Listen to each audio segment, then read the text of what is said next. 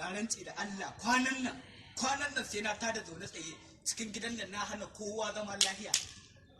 Allah wallahi za a ci mutunci cikin gida akwai gwara maka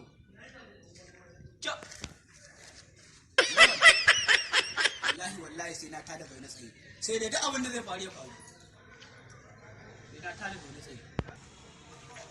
Ina rayuwa malam. Ya Prisi, bro ya aka yi ne yan Prisi. Ya aka ciki ne. Ya aka yi ne. Ya aka yi ne. To me yake damun ka? Me yake damun ka ne?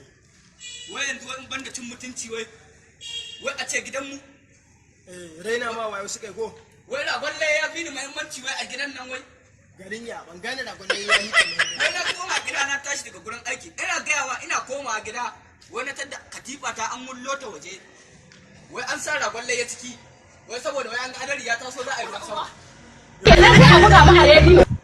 Kai in ni ne idan ba sai na dauko dadaro na shekara 2 da ita cikin gidan mu shege ne.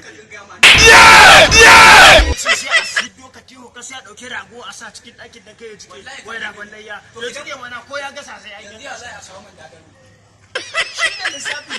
Ka zo kai lissafi na wayewa kai ba ga yadda na zama dan iska ba na zama roget. Ni ma wallahi ina so na wadan iskan nan. To ko ina gidan uban da naje ya zama cewa a duniya ba dan iska kamata. tashi mu Kenan sai a buga mu a rediyo. Dan mai mujiya za mu. tashi mu tai dan burushi za mu tai daga nan zami zan burushi sai luna mu tai habana.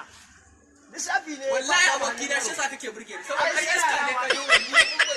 Kai iska ne kai na kirki. Na ji daɗi. Ai mu je ba matsala.